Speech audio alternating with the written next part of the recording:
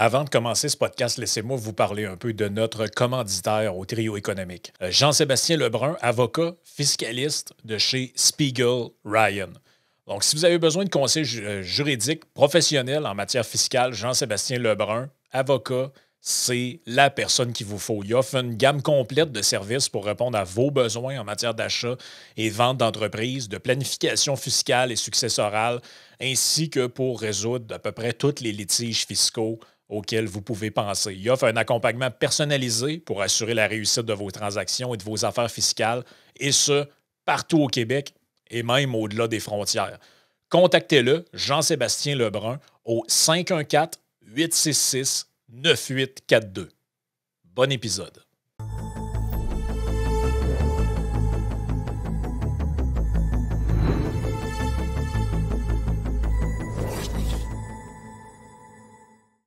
Hey, bienvenue dans le trio économique. On l'a dit, les contre-pouvoirs, c'est important. Le Sénat canadien, c'est important. Le Sénat québécois, il n'existe plus. C'était l'Assemblée législative. Conseil législatif. Conseil législatif, ben oui. La chambre était peinturée en vert, là, vert vomi. Là. Ça, c'est la Chambre des députés. Je suis pas bon en histoire. Elle est en rouge, ouais, c'est ça. Salon rouge, salon bleu. Mais avant, c'était le salon vert. D'ailleurs, il y a un beau moment d'histoire. Un des premiers discours, quand c'est devenu télévisuel, le fond était vert, puis ça a été... C'est à cause de ça qu'ils l'ont changé, en fait. Ben, ça aurait été particulièrement drôle s'ils l'avaient gardé jusqu'à aujourd'hui, parce que un fond vert pour des députés, ça serait incroyable pour s'amuser. Je pense que... Mais les British l'ont gardé vert, hein, le dedans de leur parlement, ça se peut-tu? Je ne suis pas 100% sûr, mais il y a beaucoup de relief dans la Chambre. Je pense qu'il y a beaucoup d'objets qui bloquent, là, mais le Québec, c'était vert, vert, vert. Et un des premiers discours, en passant, qui a été prononcé après, c'était le député Maurice Bellemare de l'Union nationale qui a dit « J'ai jamais vu autant de députés habillés aussi propres. » C'est littéralement un discours de la première télévisuelle. Oui, effectivement. C'est devenu salon bleu, parce que vert à TV, c'était lettre. Okay. Exactement. Le rouge, c'était l'Assemblée. Ouais, t'as bien raison, J'étais tout mêlé. Mais là, on va parler de ça aujourd'hui. On ramène ça, nous autres, au Sénat québécois. On va voir de quoi ça peut avoir l'air. Des vieux monsieur qui font dodo sur des lectures de projets de loi. Way to make the pitch, sir. Way to make the pitch. Des fois, il y en a même qui ne savent pas lire. On a une commandite au début de ce podcast-là, Les leçons du passé, Antoine Bernier, Le piège du confort, tome 1. Un roman basé sur certains personnages du trio économique et plusieurs théories économiques également. C'est un joueur de baseball un petit peu gauchiste de la George Mason University qui retourne dans le passé avec une roche qui traîne dans ses poches. Il va vivre les années 1925 à 1927, va faire des drôles de placements qui vont lui permettre de revenir avec beaucoup d'argent dans le futur également. Vraiment du stock le fun, beaucoup d'insights basés sur le trio économique. C'est la raison pourquoi on a une pub dans le trio économique sur ce livre-là. Plus d'une centaine d'exemplaires vendus seulement avec la promotion du trio économique grâce à la méga corporation qui est Amazon qui permet d'éviter toutes les subventions des maisons d'édition québécoises hyper communistes. C'est-tu pas le fun, pareil, hein, de vivre de façon autonome au Québec? T'aimes ça exagérer, mais oui, c'est très bien de ne pas recevoir... C'est des crosseurs, man. Je pense qu'il faut le dire, c'est noble de ne pas prendre l'argent des autres s'ils n'ont pas consenti. Oui, ça me semble quand même pas pire. Hein. Je trouve qu'il y a une certaine noblesse dans convaincre quelqu'un de t'acheter quelque chose et de te donner son argent. Donc, aujourd'hui, deux propositions, mais commençons par la première, parce qu'on viendra aux députés après, mais commençons par le Sénat. Bon, pour la petite histoire, le Conseil législatif du Québec était la chambre haute du Parlement. Il a existé durant un petit peu plus que 100 ans, donc de 1867 à 1968, et il ne fut jamais remplacé. Donc, nous corrigerons aujourd'hui cette erreur historique absolument absurde commis par le père de la Révolution tranquille, qui est Jean Lesage. Donc... c'était Lesage. Non, c'est 68, je pense. Oui, c'est 68, donc c'est Lesage. Là. Non, c'est Johnson. Lesage est premier ministre de 1960 à 1966. Johnson est premier ministre de 66 à 68. Jean-Jacques Bertrand, 68 à 70. Ah non, mais effectivement, tu as raison. Donc, c'est... Ça m'arrive souvent. Attends un peu. Non, attends un peu. Précisons, nous avions entre guillemets, tous deux raisons, parce que... Non, mais écoutez, il meurt en septembre 68. Non, mais laissez-moi finir, sacrément. La décision est prise dès 1964 par Jean Lesage, qui, sachant que le Conseil législatif n'entérinerait jamais sa propre abolition, parce que le processus officiel pour abolir un truc comme ça, c'était de faire voter les deux chambres. Donc, le Parlement... On sait où est-ce que ça va bloquer. Hein? Le Parlement, ils se sont essayés en 1900. Donc, le gouvernement de Félix-Gabriel Marchand, en 1900, dépose une loi, mais qu'est-ce qui se passe, d'après toi? Le Conseil refuse d'entériner sa propre abolition, ce qui était quand même assez prévisible. En 1964, grâce, suite à des conversations fédérales provinciales, Jean Lesage prend la décision de présenter un projet de loi pour abolir, mais ça ne fonctionne pas exactement. Il y a une perte de pouvoir et c'est le gouvernement de Jean-Jacques Bertrand qui fait adopter la dite loi qui devait être adoptée en 1964, 4 ans plus tard. Donc, qui abolit le projet de loi numéro 90, qui abolit le Conseil législatif et qui donne à l'Assemblée nationale le nouveau nom, à l'Assemblée législative, le nouveau nom d'Assemblée nationale. Le 12 décembre 1968, le Conseil législatif adopte lui-même le projet de loi 90 et ce, sans vote enregistré, et l'abolition prend effet le 31 décembre. Mais comment il a réussi sa passe du coyote, Bertrand, d'abord, pour que ça marche? En fait, il avait négocié avec le fédéral un truc technique qui s'appelle la formule Fulton-Favreau. Bref, on ne rentrera pas dans tous les détails, là, mais c'est grosso modo le fédéral a comme accordé via le Parlement du Royaume-Uni comme le pouvoir à l'Assemblée législative de faire ça.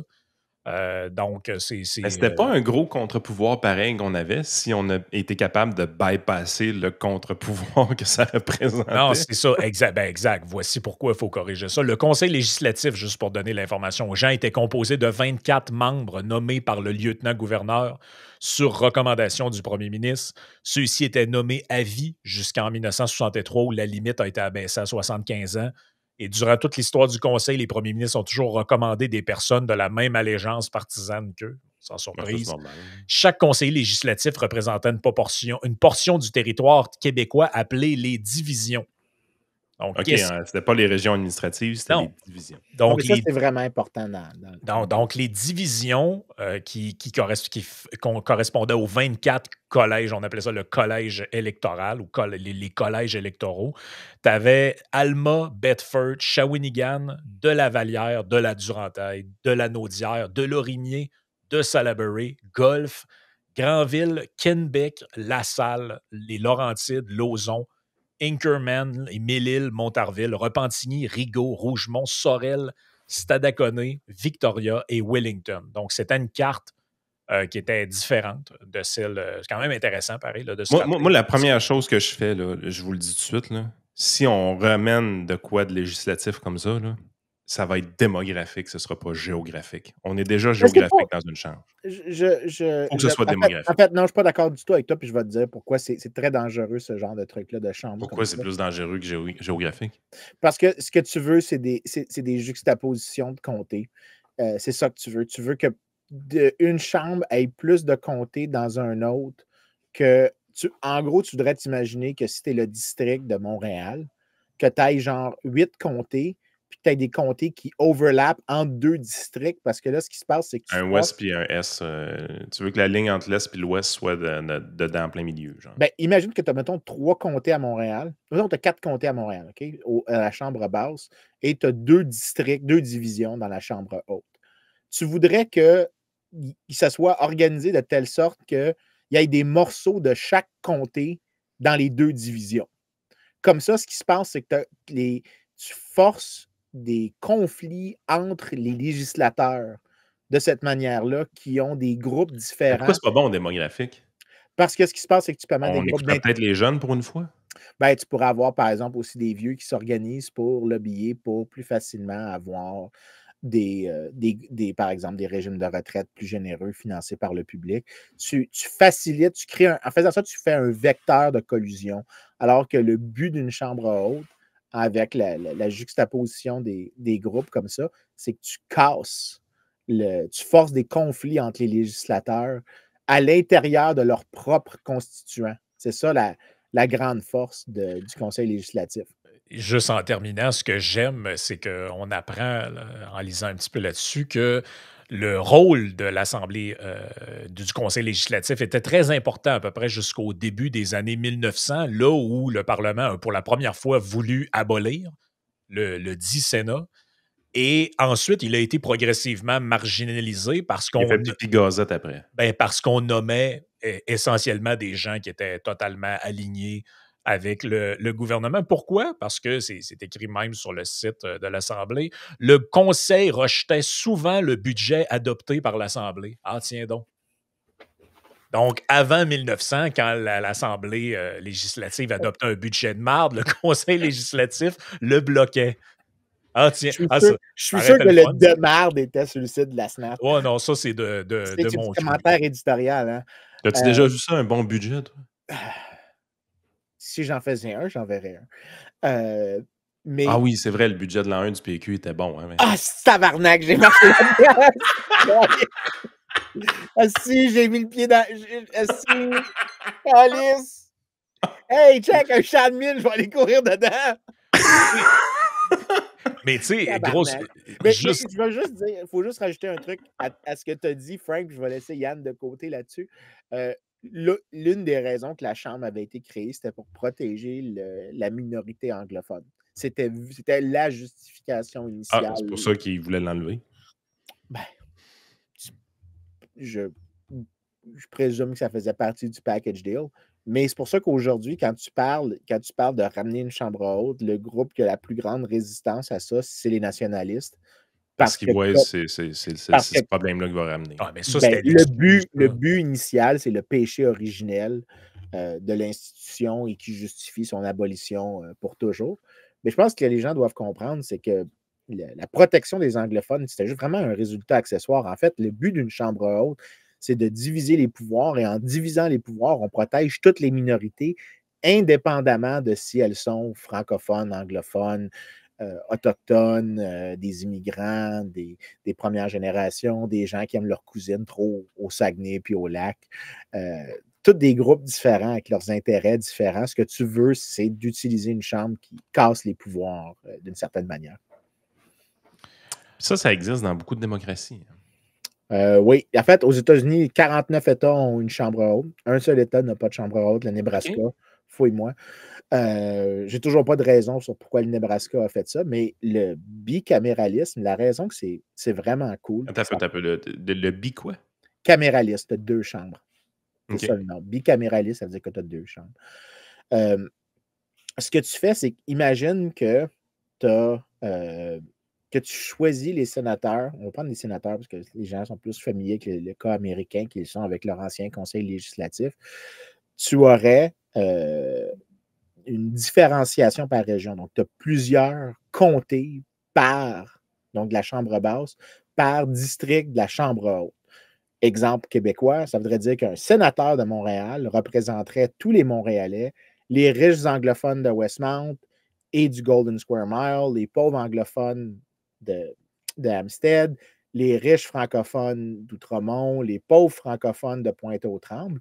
Là, ça crée que, puis là, imagine que chacun des ceux que j'ai mentionnés, Outremont, Pointe-aux-Trembles, Hampstead, c'est tous des comtés individuels. Ben, chacun de ces... Lambert, c'est-tu un duché ou un comté? Ça serait sa division à elle, et elle serait nommée pour une personne et le titre serait héréditaire. C'est ma grande exception. C'est un titre héréditaire, duc de Saint-Lambert. Mon fils l'aura. Et en fait, les 2 fils seront ducs. Donc, tous les Gélosos sont des ducs de Saint-Lambert. Mais en gros, chacun des comtés ferait partie de la grande division de Montréal. Mais là, ce qui se passe, c'est que tu as une hétérogénéité. Le législateur d'Outremont va très bien pousser pour les choses des électeurs d'Outremont parce que c'est un groupe plus homogène. Et il va essayer de faire des ententes avec les autres députés, puis là, tu vas avoir des bills monstrueux qui vont donner plus de dépenses parce que, ben écoute, moi, je veux donner telle chose aux électeurs d'Outremont, donc je veux qu'ils aient des pistes cyclables bien belles, puis qui sont subventionnées par le provincial. Puis je vais faire un deal avec le député de Pointe-aux-Trembles, puis le deal, c'est qu'on va avoir aussi une autoroute qui passe dans le coin, puis on va faire passer ça sur les électeurs. En train de briser les lignes de parti, toi, là. Ben, je permets ça pour un peu faire le cas américain parce qu'il est plus facile à utiliser dans ce cas-là. Mais là, les députés ensemble, ils n'ont aucune raison de résister à quoi que ce soit. Ils peuvent juste continuer d'ajouter des dépenses.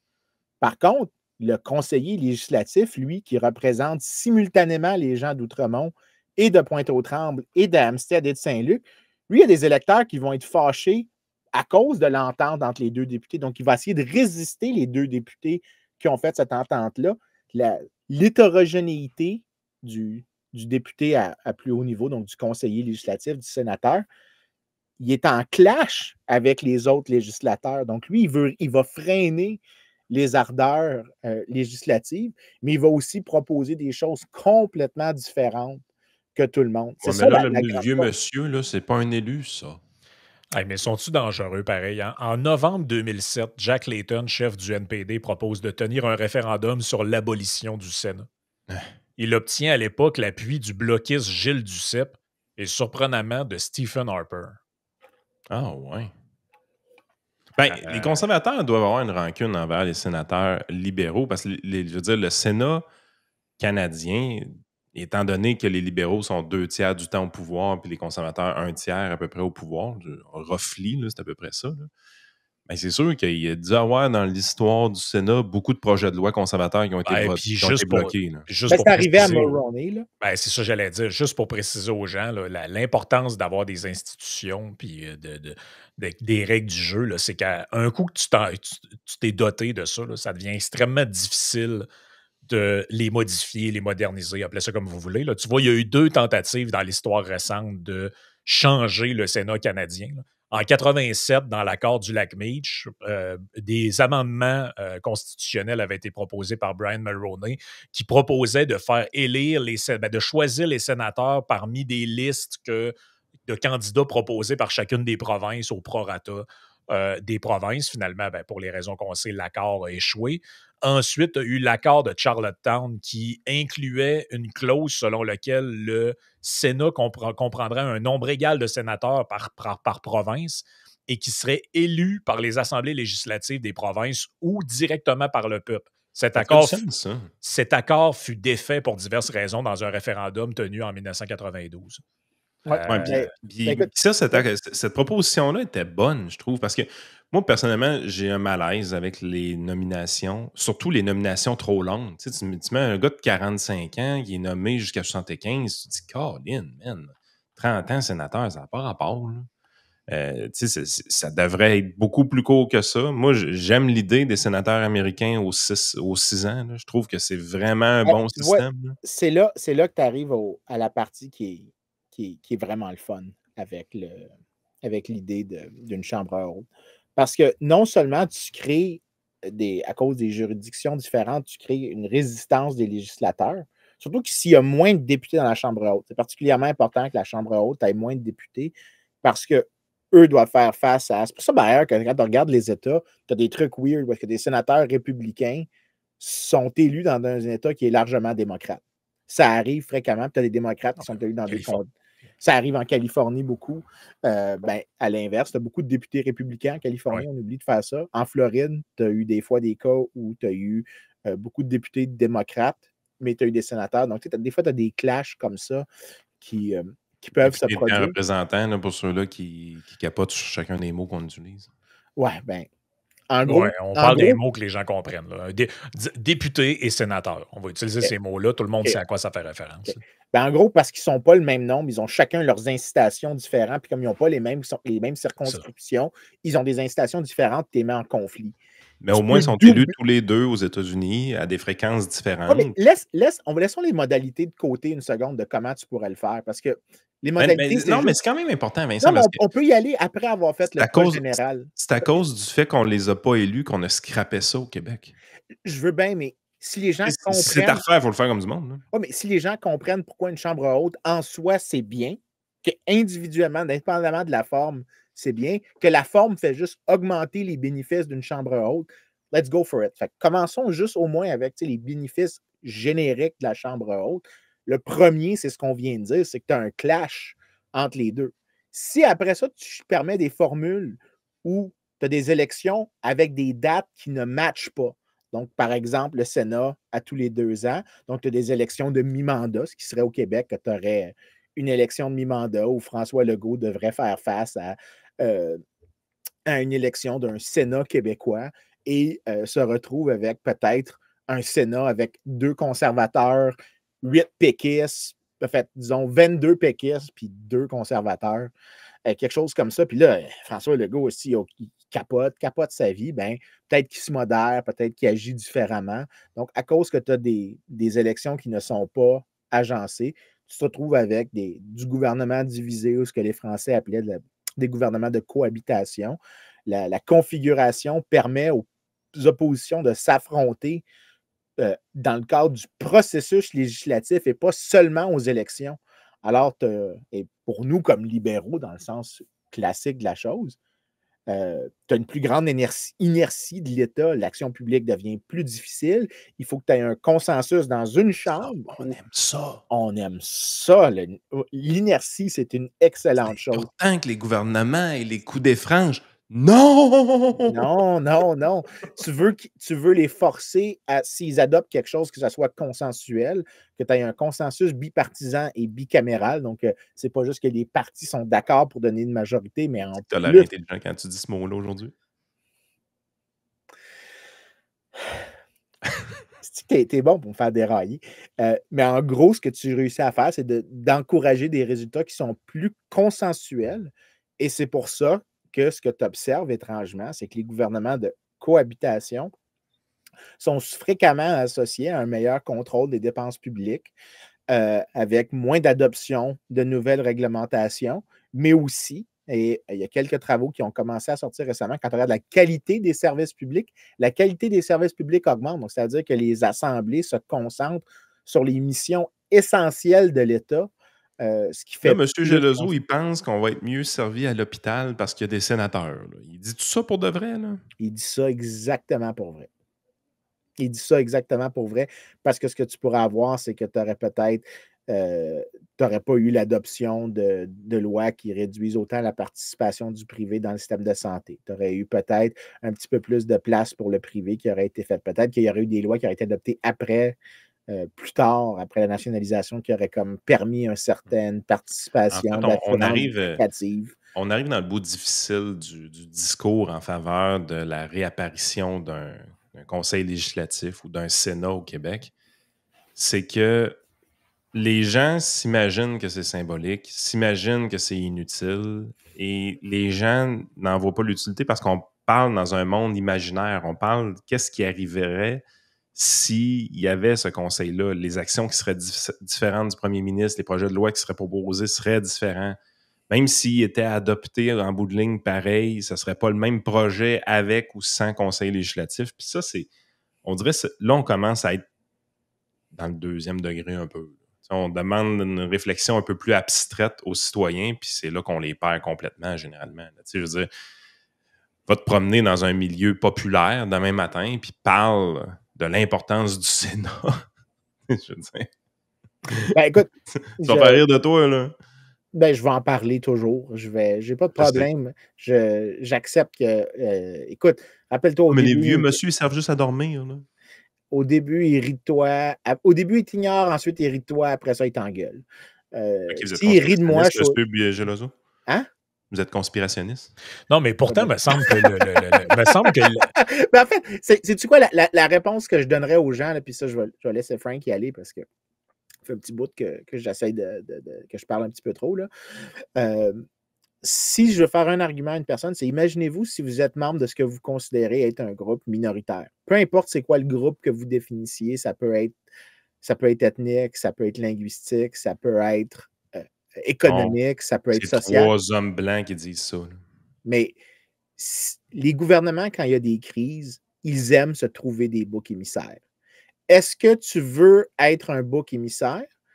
Et qu'est-ce qui réduit les cas de bouc émissaire? Ben, si tu as ralenti la capacité de l'État d'agir dans des crises, ben, une des choses qui se passe, c'est que les politiciens qui se cherchent un bouc émissaire, qui viennent généralement d'une minorité, parce que tu ne cherches jamais à prendre comme bouc émissaire une majorité, parce que la majorité peut te crisser dehors du pouvoir. Ben, la Chambre haute, en ralentissant le processus, en agissant comme garde-fou, elle limite les abus impulsifs et discriminatoires qui viennent d'un moment. Donc, tu veux ça. Si tu veux te protéger tes propres libertés, tu ne devrais pas empêcher le retour d'une chambre haute, tu devrais même l'encourager parce que tu t'ajoutes une protection contre si jamais il y a un arbitraire qui décide de te cibler toi pour n'importe quelle raison d'expédient politique. Et si vraiment, et c'est ça la beauté de la chose, c'est que si vraiment quelque chose est particulièrement important, il va y avoir un consensus. Les chambres sont capables de s'ajuster. On a des cas de loi qui passent par consensus très facilement. Aux États-Unis, tu as souvent des cas de consensus. L'exemple classique que je peux te donner de ça, la Deuxième Guerre mondiale, quand le Japon a attaqué, tous les députés et sénateurs, sauf une seule personne dans tout le Congrès, ont voté pour la déclaration de guerre contre le Japon. Fait que, tu sais, c'est pas dans des situations de crise d'urgence, le consensus se voit assez clairement, mais ça limite certains abus qui pourraient venir à partir de. C'est le gars qui a voté contre? C'est une femme, en fait. C'est la seule femme qui a voté contre. Et sa justification, c'était même pas celle que tu penserais. C'est qu'elle disait: je ne peux pas voter en faveur d'envoyer quelqu'un en guerre alors que je suis une mère et que j'imagine mes enfants. Sa justification était un peu morale. Puis même des gens, ils ont dit: ben écoute, on comprend ta position. Ça serait mieux juste que tu ne votes pas parce que ça envoie un mauvais signal. Puis elle a regretté toute sa vie, elle a dit. Ah ouais? Son nom, je pense que c'était Janet Rankin. En fait, c'est la seule femme qui a voté, parce qu'elle était députée aussi en 1917, je pense. C'était la seule femme qui avait voté contre les deux déclarations de guerre des États-Unis, en 1917 et en 1941. Ouais.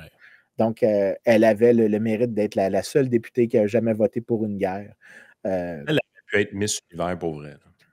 Ben écoute, je ne sais pas, je ne me souviens pas de sa photo, mais Janet Rankin, c'est son nom. Mais en gros, là, c'est que tu vas avoir un consensus dans les cas qui sont importants, mais dans les cas où tu as des chances un politicien qui cherche un bouc émissaire, que tu as quelqu'un qui essaie de tapocher sur une minorité pour gagner des votes, par exemple, tapocher sur les anglophones, tapocher sur les Québécois ou les médecins, par exemple, qui veulent aller dans d'autres provinces parce qu'ils sont tannés de se faire écœurer par le gouvernement. Ça, c'est sûr que ça ne passe pas au Sénat, ça. Ben, le Sénat bloquerait cette chose-là. Puis c'est ça que tu veux. Le projet, je suis convaincu que s'il y avait un Sénat, le petit projet de loi de merde du ministre Dubé, il n'aurait pas passé. Ça pas passé, ou le Sénat peut proposer des amendements aussi aux lois. Oui, ou ça aurait peut-être été, au lieu d'être 5 ans, ça aurait été 1 an. C'est ça, exact. Mais ça aurait modéré l'abus de la loi. Donc, non seulement c'est pas vrai que le Conseil législatif servait à rien, donc ça, c'est très bien établi qu'ils ont fait des choses, mais l'autre point que je pense qu'il faut mentionner, c'est que je pense que les gens s'imaginent que tu avais comme les deux chambres séparés avec aucune communication, mais la réalité, c'est que tu as eu à plusieurs reprises des membres du Conseil législatif, donc du Sénat, qui sont devenus des ministres, qui ont été appelés à devenir ministres par le gouvernement, qui pouvaient piger dans le Sénat comme dans la députation. Et tu as même 2 premiers ministres qui sont issus dans l'histoire du Conseil législatif. Puis là, je me promenais un peu là-dedans parce que je ne sais pas si pourquoi, là, mais ils ont tous des noms extrêmement épiques. Donc, un de nos premiers ministres, c'est un monsieur qui s'appelait, qui s'est appelé durant sa vie Charles-Eugène Boucher de Boucherville, qui est littéralement un des noms les plus épiques que j'ai jamais entendus. Et lui, c'est un médecin de Montréal qui a été élu. En fait, il devient conseiller législatif en 1866. Et le lieutenant-gouverneur l'appelle à devenir le premier ministre en 1891 durant un petit peu moins qu'1 an parce qu'il y a un scandale à l'époque et le premier ministre Gédéon Ouimet est forcé de démissionner et là, il n'y a personne pour former le gouvernement. Donc, le lieutenant-gouverneur dit un gars du Sénat, ça va être toi. Et il a fait ça pendant 11 mois et 22 jours. Est-ce que l'autre conseiller législatif, c'est-tu Ross? Je me souviens pas c'est qui l'autre, mais j'ai réussi à retrouver lui et je vous donne un autre nom extrêmement épique de député, en fait de sénateur. Donc lui, il a été sénateur de 1867 à 1880 pour la région de Lauson, donc dans le coin de Lévis, et son nom était Alexandre-René Chaussegros de Léry. Ça, c'est un ancien seigneur. De Léry, il y a une seigneurie de Léry. Ouais. C'est un ancien seigneur, ça. Donc, on peut voir son portrait ici. C'est pas très gros, là, mais c'est quand même épique. Là. Chaussegros de Léry. Là. Moi, je trouve que c'est toute ça. une face de seigneur. Mais tu sais, ce que j'allais dire tantôt, blague à part, c'est que me semble que l'actualité, juste dire un point, là, me semble que l'actualité c'est vraiment démontre la nécessité de contre-pouvoir, puis tu sais, mettons que tu demandes, Yann disait, tu seras pas populaire avec ça si tu arrives avec une idée de même. Mais moi, je pense que tu arrives aux gens, puis tu dis, écoutez, en ce moment, vous trouvez que ça brasse pas mal aux États-Unis? Oui. Vous trouvez que vous lisez les journaux et vous entendez dire que le président prend trop de pouvoir ou utiliserait trop de pouvoir, centraliserait trop de pouvoir dans les mains de la Maison-Blanche? Ah oui. Est-ce que vous pensez que c'est une bonne idée d'abolir le Sénat aux États-Unis? En fait, c'est la vraiment. réponse de tout le monde, c'est non. Là. En fait, ça serait ça. Je pense que la bonne question à poser aux gens, c'est est-ce que tu penses que François Legault devrait avoir plus de pouvoir? Est-ce que tu penses que Mark Carney devrait avoir plus de pouvoir? Est-ce que tu penses qu'on devrait enlever des garde-fous? Si votre réponse c'est non, pourquoi vous ne l'appliquez pas de manière symétrique et dire pourquoi est-ce qu'on ne rajoute pas des garde-fous? Oui, parce que c'est ça le danger. Puis ça revient un peu à la discussion qu'on avait eue à un moment donné quand on disait c'est quoi la différence entre un progressiste et un conservateur? C'est que quand le progressiste marche dans un champ puis il voit un restant de clôture, il donne un coup de pied dessus en disant ça ne sert à rien. Puis le conservateur dit il y avait une clôture ici, pourquoi?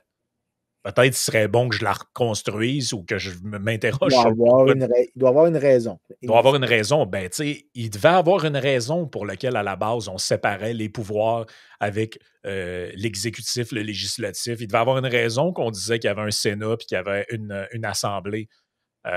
Et tu peux vouloir moderniser des institutions, tu peux vouloir les changer. Mais je pense que ce qu'on a fait en les remplaçant par rien, c'était littéralement la pire affaire. Oui, effectivement. C'est pour ça que quand je disais à Yann tantôt, avant qu'il décide de s'enfuir, c'était commençons par le point général, mais si on est pour faire une formule, je pense qu'une formule élue avec des dates non concomitantes, c'est la meilleure chose possible, c'est-à-dire que tu as des élections qui ne sont pas en même temps pour tout le monde. Là, donc, tu as la possibilité de clash des partis dans le processus législatif. Mais je rajouterais une chose, c'est que si tu as une chambre haute, je pense qu'on peut augmenter la taille de l'Assemblée nationale.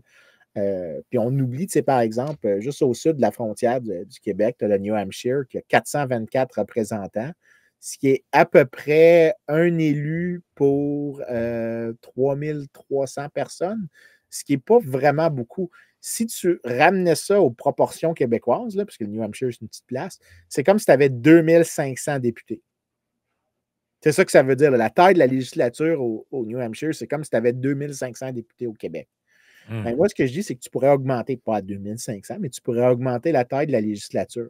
Normalement, le problème, c'est que si tu as juste une chambre haute, tu as juste une chambre basse, excuse-moi, donc juste l'Assemblée nationale dans ce cas-ci, le danger, c'est que tu as une règle qui est assez bien documentée en sciences politiques puis qui fonctionne, c'est la règle du 1 sur N. Et N représente le nombre de districts électoraux. Plus tu as. Donc, tu t'imagines que la charge fiscale de n'importe quel projet, pour chaque circonscription, représente un énième du coût. Donc, si tu dis, je vais proposer une politique X, ben, tu vas payer un énième du coût, c'est-à-dire pas beaucoup. Plus tu as de députés, donc plus tu as d'incitation à avoir plus de dépenses publiques si tu as une chambre haute. Une chambre basse seulement. Ouais. Maintenant, par contre, si tu introduis une chambre haute, la dynamique change entièrement. Parce que les législateurs se clashent, tu as comme un frein aux ardeurs des députés, mais tu gardes le bénéfice d'une meilleure représentation. Donc, c'est-à-dire que tu as plus de voix qui peut au moins participer à aller voir le député. Puis comme le député, il y a juste 3300 électeurs, mettons, ben, au lieu de 120 000, disons, pour exagérer, ben, il y a plus intérêt à écouter. Donc, le processus est plus représentatif. Il y a plus de va-et-vient entre les législateurs et les constituants. Et en même temps, c'est-à-dire que tu peux ralentir les mauvaises politiques publiques tout en permettant une meilleure représentation. Puis, il y a une excellente en fait, une amie à moi qui a fait un article que j'aime énormément sur ça. Elle a regardé, elle a fait des simulations avec toutes les chambres à travers le monde, toutes les chambres hautes, chambres basses, puis elle a regardé c'est quoi la taille de l'État en fonction du nombre de députés dans la chambre basse. Si tu es dans la chambre basse, si tu as juste une chambre basse, plus de députés, ça veut dire un État qui grossit assez vite. Fait que si tu as genre 100 députés ou 125 au Québec, toutes choses étant égales par ailleurs, tu devrais avoir un État qui fait à peu près 20 du PIB. Ce qui n'est pas loin en passant de ce qu'on a au Québec. C'est assez incroyablement surprenant à quel point ça cadre. Par contre, si tu as une chambre haute, c'est différent. Pour le même 125 députés, ton État il est plus proche de 12 du PIB. Parce que là, ce qui se passe, c'est que tu as le clash entre les deux chambres qui ralentit, oui, permet avec plus de députés, mais ce qui est vraiment cool, c'est que, voyons, la fille que je te parle, Béatrice Maldonado, elle regarde même c'est quoi la taille optimale d'une chambre basse. Si tu as une chambre haute, la réponse, c'est que le plus petit État que tu vas avoir, ce qui pour moi est optimal, c'est 663 députés. À 663 députés, si tu as une chambre haute, tu as l'État le plus petit possible. Avec une chambre haute qui n'a pas beaucoup de monde dedans, tu peux avoir plein de monde dans ta chambre basse, puis c'est une bonne affaire. Exactement. Puis là, ce que tu as, c'est que tu as un processus démocratique dans lequel chaque personne dans chaque constitution, dans chaque comté peut mieux se faire entendre, peut participer. C'est plus que ça. C'est plus que ça. C'est aussi que mon ami ici, là, Samuel, que je l'ai appelé. Je t'ai tellement vu venir. Je t'ai vu avoir un grin dans ta face. J'étais là. Il va y avoir une joke sur un député de... Mais mon ami ici, la plante verte, surnommé gentiment Samuel, si on peut lui donner un rôle de secrétaire parlementaire, de chef de commission, peu importe, il y a de l'argent qui vient avec ça. Tu te payes de plus. On l'a vu, là, la CAQ, on disait la difficulté que la CAQ va avoir à maintenir la ligne de parti, ça va être de donner des nananes à tout le monde. Ça va être difficile avec 90 députés de donner des nananes à tout le monde. Puis là, s'il y en a qui n'ont pas de nanane, ben ça se peut que la ligne de parti, ça les fasse chier un peu. Oui, puis que le conseil dise, ben écoute, ta nanane que tu as passée, fait que l'augmentation de salaire que tu as voté de 30 pour tous les députés, là, moi, je suis contre. Puis... Ouais, puis tu sais, tous les débats... Avoir plus de députés, ça enlève les nananes. Ouais, puis moi, je pense que les débats un peu... pas stériles, parce que, je veux dire... J'accepte que des gens discutent de ce sujet-là, j'ai aucun problème avec ça, mais moi, j'adhère pas à ça, le discours sur la réforme du mode de scrutin, la proportionnelle, puis tout ça. Mais je pense qu'il serait largement évacué avec ce que je viens de dire. Avec ce qu'on vient de dire. Oui. Exactement. Imagine-toi, en fait, si tu regardes... le constat de fond n'est pas mauvais, l'idée de dire que c'est pas normal de mener quelqu'un. On viendrait probablement à 2 parties, je pense, si on a une chambre haute. Ben écoute, pour le livre, là, parce que c'est une idée que je parle dans le livre sur le libéralisme là, qui sort le 30 juin. Il faudrait que vous l'achetiez si vous ne l'avez pas encore acheté. Il est sur Amazon à cette date-ci, en passant. Pendant que j'enregistre, non, mais quand il va sortir, oui. Je ne l'ai pas fait finalement, mais j'avais commencé, j'avais commencé comté par comté en prenant les boîtes de vote. Puis j'avais dit, je vais diviser le Québec. Chaque circonscription, je vais les couper en 2. De telle sorte que tu vas avoir plus de comtés. Est-ce que tu aurais une meilleure représentation qu'avec la proportionnelle? Puis la réponse, c'est qu'au fur et à mesure que tu coupes les comtés, tu te rapproches de ce qu'une proportionnelle veut. Donc, si tu veux... si tu doubles le nombre de comtés demain matin, tu arrivais avec des résultats qui étaient pas mal plus près du désir des Québécois en termes de pourcentage. Exactement, parce que si tu regardes une carte, là, tu prends n'importe quelle carte mais ça, c'est pas instinctif pour les gens à droite au Québec. Hein. La plupart des gens à droite vont avoir un discours qui dit on veut avoir moins de députés, c'est toutes des hosties inutiles. Tu veux moins de députés si tu as juste une chambre basse. Si tu as une chambre haute, tu veux plus de députés. OK. C'est ça le point que j'essaie de faire. Tu veux... En fait, au Québec, si tu avais une chambre haute, tu pourrais avoir 600 députés, mais avec 600 députés, regardez une carte où est-ce qu'ils cassent les bureaux de vote par comté. Là. Il y a plein de comtés, il y a plein de boîtes de vote à Québec qui ont voté crissement conservateur, puis tu as crissement de boîtes de vote qui ont... en proportion, tu aurais moins de députés Ben, libéraux. écoute, en 2022, Vincent, dans le sud de la Beauce, tous les pôles étaient conservateurs, sauf les pôles des CHSLD étaient caquistes. Exactement. Fait qu'avec 600 comtés, RPA, CHSLD. tu aurais probablement des majorités qui pourraient se constituer, mais dans la minorité, tu aurais des groupes qui sont capables de au moins percer. Donc, tu aurais des majorités qui sont étrangement plus stables, mais en même temps, tu aurais des plus grandes représentations. C'est ça le Donc, il n'y aurait paradoxe. pas 5 partis. Je suis sûr qu'il n'y aurait pas 5 partis. En fait, probablement qu'il y en aurait peut-être même un petit peu. Je pense qu'il y en aurait peut-être 6 même, mais tu Non, n'aurais non, moi, je pas. pense qu'on vient à 2, moi. Mais tu serais capable d'avoir des majorités. C'est-à-dire que parce que le grand avantage du Parce que, système. Vincent, la raison pour qu'aux États-Unis sont capables de garder une stabilité à 2 partis, c'est que la ligne de parti a été brisée. Puis la journée que tu as 600 députés, il n'y a pas un premier ministre au Québec qui est capable de maintenir en place la ligne de parti. Il n'y a pas assez de nananes à distribuer. Oui, mais attends une minute, je ne suis pas d'accord à 100% avec ça. C'est sûr que je pense que le point est empirique. Il y a des hypothèses que je fais qui sous-tendent mon opinion. Mais si tu casses parce que le problème de la proportionnelle, on vient avec la proportionnelle pure, OK, pour simplifier. Israël, mettons. Oui.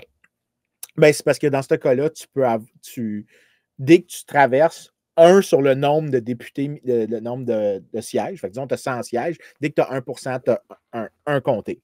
Right? Fait que chaque fois que tu réussis à avoir une tranche de 1%, tu as plus de comtés, ben, tu vas avoir plus de partis qui vont vouloir émerger. Des gouvernements de coalition, un après l'autre, là, sans arrêt. Là. Par contre, si tu gardes des comtés, ou est-ce que tu dis, ben, il y a juste plus de comtés, ben là, ce que tu as, c'est que tu peux avoir des partis qui peuvent se concentrer pour faire campagne dans une place pour se faire entendre et concentrer ses efforts. Mais le parti qui a une bonne organisation, qui est capable de se représenter sur tout le territoire dans son ensemble, il est toujours capable de former des majorités. En fait, si tu regardes, par exemple, le nombre de boîtes que la CAQ a gagné, puis tu y vas sur le nombre de boîtes, ben, la CAQ aurait quand même une majorité. C'est juste que ça ne serait pas une majorité avec Chris Esti, presque les 3/4 de la Chambre. Il serait une majorité à peu près les 2/3 de la Chambre. Mais la ligne de parti dont Yann parle, c'est un truc qui est inhérent au fait que dans notre système, le chef de l'État est issu du législatif. Si, tu sais, dans le fond, l'élection qui amène l'élection du premier ministre est la même que l'élection qui amène l'élection des députés. Contrairement aux États-Unis ou dans un régime présidentiel où tu votes pour le président et ensuite tu votes pour les membres de ton congrès, donc les Comme électeurs. dans nos municipalités, en fait, même au Québec, c'est comme ça un peu. Le maire est à part des autres. Exact. Ouais, Donc, mais ce que je veux dire par là, c'est que si tu ne casses pas le lien électoral entre le chef de l'État et son groupe de députés, tu ne casseras jamais la ligne de parti parce qu'elle est inhérente à ce mécanisme-là. Tu sais, Donald Trump, la raison pour laquelle ce n'est pas nécessairement tous les républicains qui vont voter pour lui, c'est que l'élection du républicain au Congrès n'a pas de lien avec celle du président. Il n'y a pas de lien direct entre les deux. Donc, vu qu'il y a un lien entre le chef de l'État, autrement dit, le chef de l'État est issu du groupe parlementaire qui a le plus de députés qui a été élu. Donc, forcément, pour maintenir la mécanique, ce groupe-là doit lui être... Il doit rester uni. Il doit rester uni et fidèle, sinon tu perds le pouvoir. Sinon, ton truc est démantelé. Mais aux États-Unis, tu pourras avoir tous les députés du Congrès qui sont contre le président. Le président reste président pareil. C'est ça la différence entre les deux. Ouais, c'est vrai. C'est sûr que là, je vais me faire niaiser. Je sais à quoi je m'expose, mais la réponse d'un souverainiste devient... Joke de péquiste s'en vient. Je le sais, je sais à quoi je... Là, je l'ai vu le champ de mine. Puis je sais très bien que je prends un risque. Je me réchauffe. Vas-y, prépare-toi. Ben, c'est le genre d'affaire que je dirais au Parti québécois. Si vous voulez vous attacher les mains, là, puis convaincre les gens, le 8, 9, 10, 15% des gens qui ne sont pas nécessairement anti-souveraineté, mais qui sont calissement pas excités de voir que Ruba Gazal fait partie de l'autobus.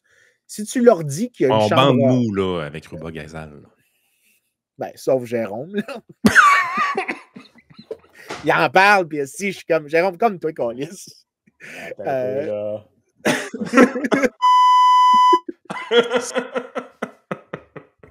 Si j'adore Jérôme, don't get me wrong, je l'adore, mais tu m'as ouvert une porte aussi. Là. Tu peux pas faire. C'est un running gag, Vincent. C'était pas vrai. Là. Je sais, mais c'est drôle. C'est drôle les jokes là-dessus.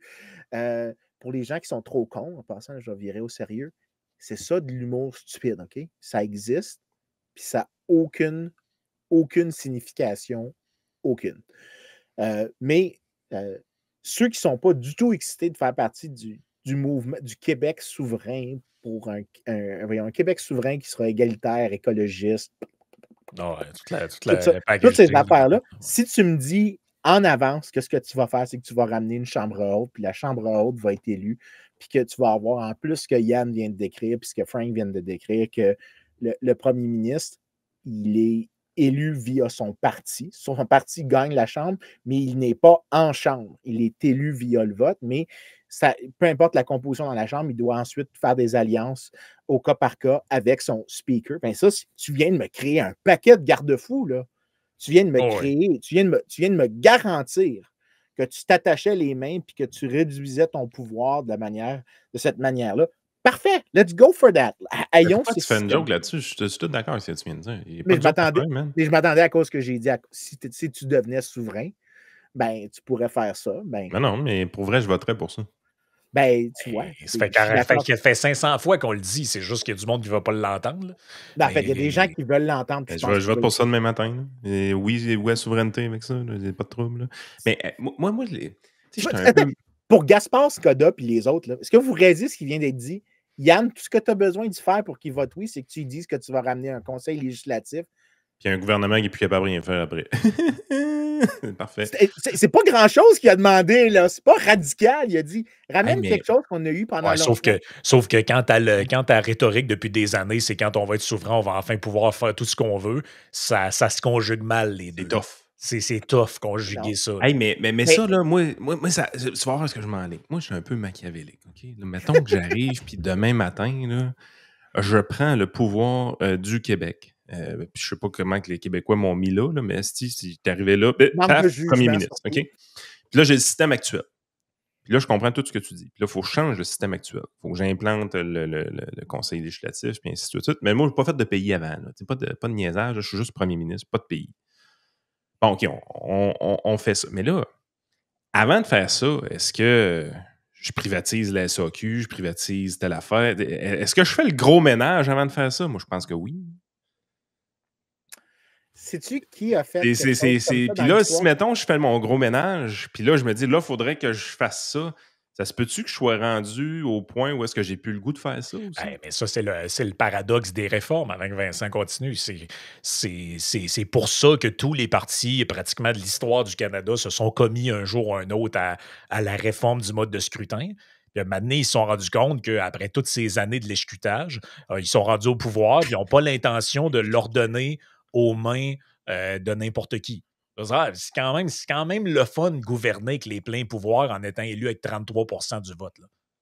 C'est quand même le fun. C'est quand même pas mal le fun, parce que là, sinon, je ne ferais pas grand-chose.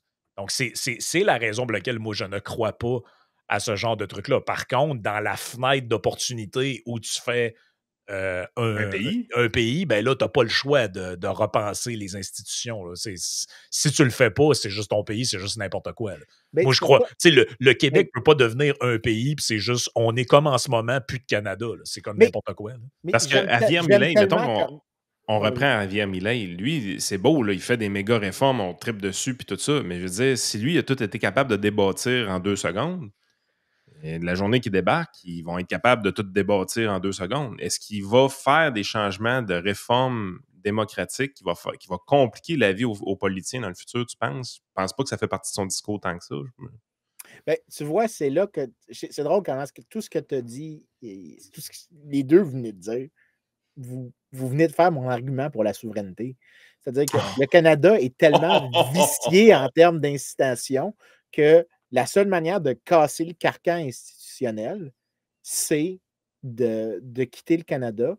Et en plus, non seulement ça, mais la seule manière de quitter le Canada, puis ça, c'est l'argument que toi, tu fais, Yann, puis Frank aussi, c'est que tant et aussi longtemps que les souverainistes ne s'attachent pas les mains et proposent les choses qu'on vient toutes de dire dans cet épisode-là, ils ne gagneront pas. Fait en gros, le seul chemin là, pour améliorer les institutions au Québec, c'est les transferts fédéraux découragent l'adoption de bonnes politiques publiques puis ils encouragent trop de dépenses publiques.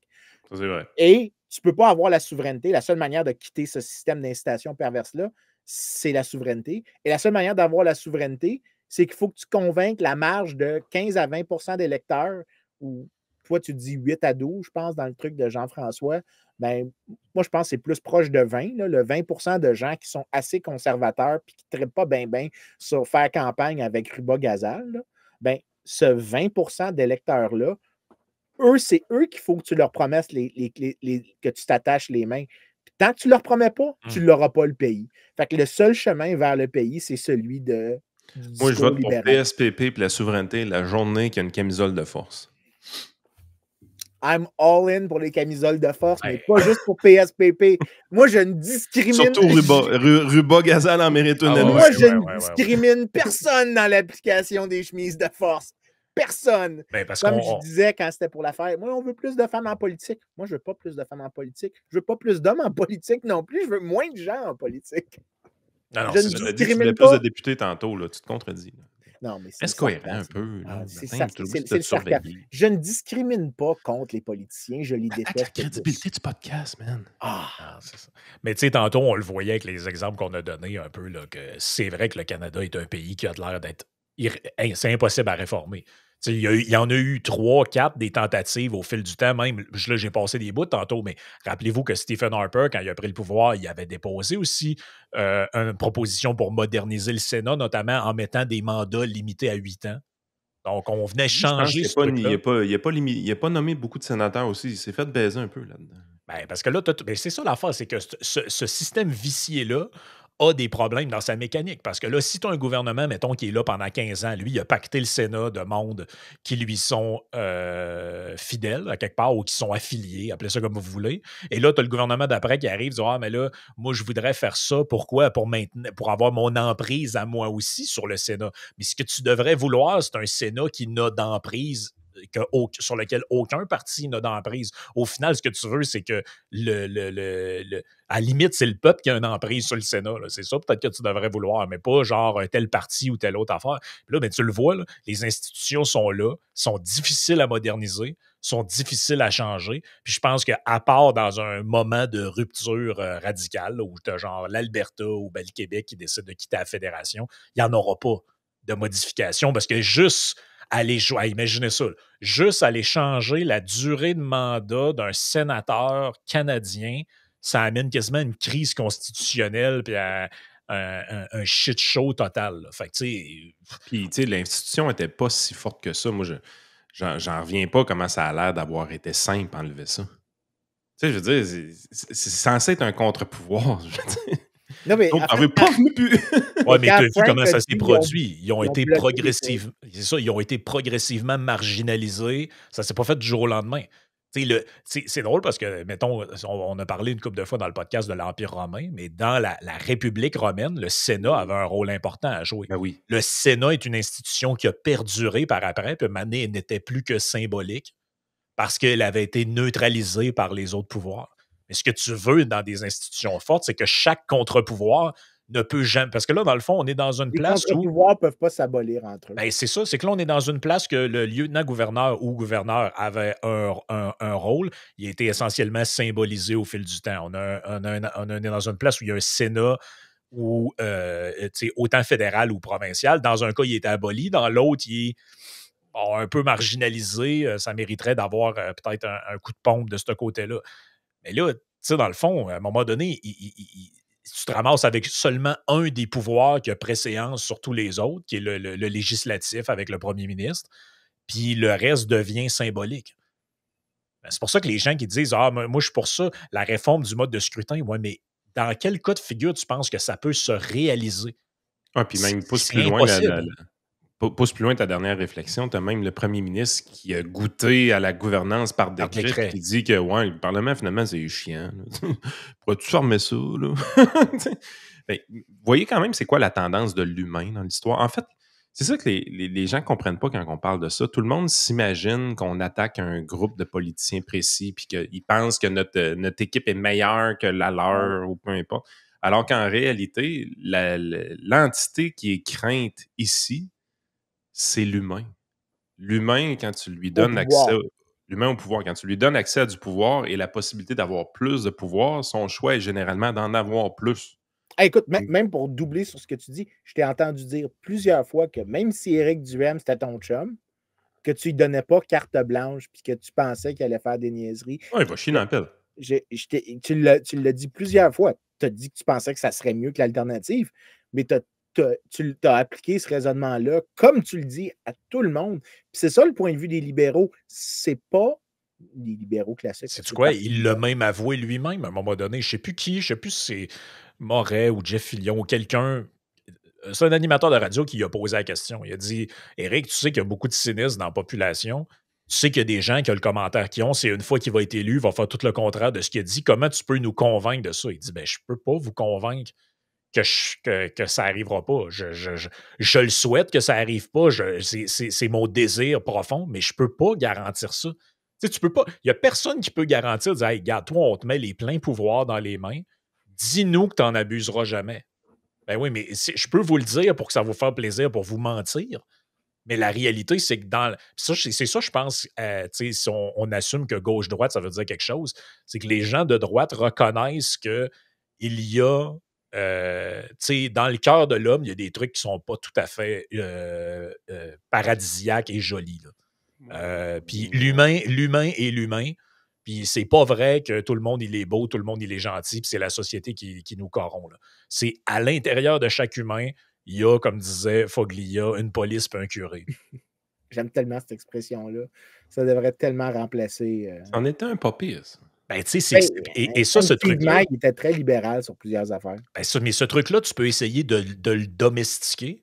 Parce qu'on est tous de même. Tu sais, Mané, là, tu vois du monde qui manifeste pour une affaire, puis ce truc-là, la cause t'écœure ou whatever, puis là, t'es comme genre, hey, j'espère qu'ils vont te les ramasser, puis tout. Puis là, faut que tu comme que tu te parles. T'es comme, non, c'est un droit de manifester, puis c'est une liberté, puis on devrait pas vouloir, parce que si c'est ma cause à moi, je vais être content qu'on me laisse manifester. Mais ça, c'est un travail, je te dirais, quasiment permanent pour essayer de domestiquer tes propres instincts autoritaires qui peuvent ressurgir à tout moment. Et ils sont toujours là. Hein? Et ils sont toujours là. C'est pour ça que moi, des gens qui prétendent prendre le pouvoir dans une espèce de vision idyllique, puis pourquoi pensez-vous que ça pourrait mal virer? Parce que vous êtes des humains. Et que, en plus, vous n'avez même pas l'air conscient que vous avez ça au fond de vous. Ça, c'est ça exact. Le bout qui devrait être le plus vous inquiéter. Puis on l'a tous, hein? Vincent l'a aussi. Là. Puis moi, je l'ai aussi. Puis Frank, il l'a aussi. Des fois, j'ai des moments où il y a des gens qui me font tellement fâcher que j'ai des impulsions illibérales. C'est juste que je sais qu'il ne faut pas que je cède. Tu sais, déjà, t'as rappelles-tu qu'il y avait un vieux film avec, je pense que c'était un Frankenstein. Moi, je me permettrais 15 minutes sur certaines personnes. Je serais prêt à tolérer 15 minutes de session. Je vais te faire un commentaire après, puis tu vas comprendre ce que je m'en vais. Mais il y avait un film qui était un vieux film, c'était I'm gonna go in this room, and no matter how hard I beg, do not open the door. C'est ça, là, c'est la perspective du libéral, c'est si tu me donnes le pouvoir, je vais te demander de faire des choses. Puis je vais te supplier. C'est l'anneau de marchand, ça? C'est ça, mais c'est un vieux film que je ne suis pas capable de me rappeler la référence, mais no matter how hard I scream, no matter what you hear, don't open the fucking door. Mais l'idée ici, c'est que même si je te donne toutes les plus belles justifications pour me donner le pouvoir, tu ne devrais pas me les donner. Parce que par définition, je suis en train d'essayer de te convaincre de me libérer d'une contrainte. C'est pour ça que les gens, là, la prémisse ne devrait pas être pourquoi on devrait leur donner du pouvoir, c'est pourquoi les gens disent pourquoi on ne devrait pas ne pas leur en donner. Non, la question, c'est pourquoi tu devrais leur en donner pour commencer? Il faut vraiment là, que tu me justifies un paquet d'affaires. Là, ça viendrait peut-être de Young Frankenstein 1974. Ça fit un peu avec ça. Whatever you do, don't open the door. C'est la version Gremlin. Don't feed them. No matter what you hear in there, no matter how cruelly I beg you, no matter how terribly I may scream, do not open this door. Ah oui, mais puis la différence entre des gens illibéraux ou plus de gauche versus nous autres, c'est que eux, dans leur tête, ils disent non, mais moi, même si je pourrais avoir ça, vu que j'ai des bonnes valeurs et que je veux faire le bien, je n'abuserai jamais de ce pouvoir-là. Nous autres, ce qu'on dit, c'est non. Don't open the door. La seule manière de contrôler ça, c'est d'avoir des contre-pouvoirs qui vont faire en sorte ce que tu veux. Moi, je le répète, je vais le répéter encore 25 fois s'il faut cette formule-là. Prenez le dirigeant au monde qui vous fait le plus peur. Si tu Donald Trump, parfait, prenez-lui. Il vous fait peur, Donald Trump? dotez-vous d'institutions telles que si dans votre pays souverain, Donald Trump venait à être élu, vous n'en auriez pas peur, vous seriez capable de dormir le soir. Mais là, Steve Vincent, comment je fais pour privatiser la SAQ si je me suis donné un Sénat puis tout ça, moi, là? Ben, je te dirais que c'est sûr que j'aimerais bien la stratégie Sola, qui est un ancien sénateur romain qui avait fait un paquet de réformes. Puis après ça, il avait essayé de tout faire pour bloquer des capacités de revenir en arrière. Le problème, c'est qu'il avait établi un précédent à la manière dont on l'avait fait, donc ça n'avait pas été soutenu. C'est pour ça que je te dirais que j'aimerais mieux qu'on fasse toutes les réformes de manière pédagogique puis de l'expliquer. Mais si je dois choisir, je préfère juste faire la réforme des institutions. De telle sorte que ce qui peut se passer, c'est que ça ne viendra pas pire que c'est là. Au moins, ils arrêtent de nuire. Ils peuvent arrêter de nuire, mais aussi, on laisse la place. Puis il y a une analogie que j'aime beaucoup, c'est que tu as 3 chevaux dans une course. Parce que si on augmente les contre-pouvoirs, la SAQ ne sera jamais privatisée. On s'entend-tu là-dessus? Ben, c'est là que je vais donner l'analogie des 3 chevaux. C'est que tu as le cheval d'Adam Smith, le cheval de Schumpeter, puis le cheval de l'État.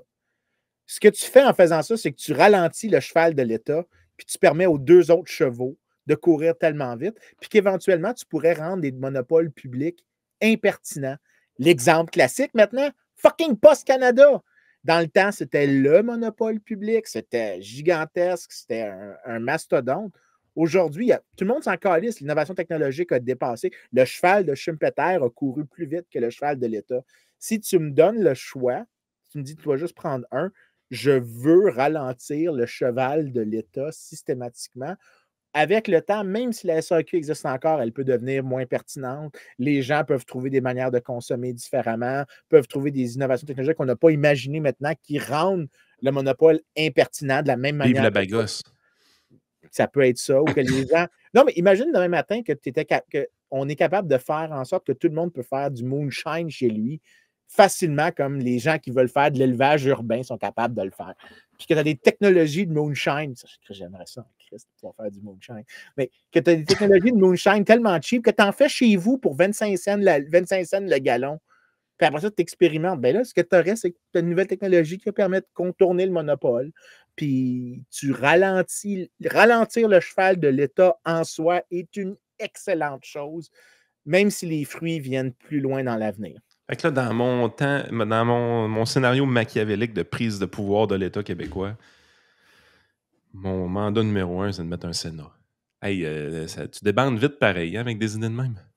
Ben, écoute. Oui, mais il est possible, non, mais pour vrai, dans ce scénario-là, c'est pas non plus exclu que. Je pourrais faire comme le sage, le dire, puis le faire dans 4 ans. Ouais, ça aussi, mais t'as quand même. Mais tu as quand même des cas de figure où, mettons, un parti pourrait prendre le pouvoir élu de manière minoritaire. Puis là, il n'y a pas les coups des franges au Parlement pour faire exactement ce qu'il veut. Par contre, il a réussi à faire des alliances avec des gens au Sénat et le Sénat amende des lois qui vont dans le sens des priorités du gouvernement. Ça peut aussi être un contre-pouvoir. Je me fasse une liste de sénateurs puis j'implante le Sénat. Hey, OK, là, on a quelque chose. Il ne faut pas oublier. Je les nomme pour 8 ans, mettons. Il ne faut pas oublier que le Sénat québécois doit avoir. Monsieur le Président, il faut les humilier. Hey, non, mais t'es-tu une crise de conne? Hey, imagine. Peut-être pas de Joe Hamel. Moi, je serais prêt à payer quand même un montant d'argent très élevé pour le voir en charme, ce gars-là. J'avais dit que je voulais être le duc de Saint-Lambert, qui serait un titre héréditaire. Je suis prêt à céder ce siège-là à Joe Hamel. Ouais, Joe Hamel qui se lève en chambre pour parler de l'actif net de PSPP et de son bungalow. Écoute, je pense que... Madame la Présidente, on a quand même des gens qui sont pas très impressionnants ici, là.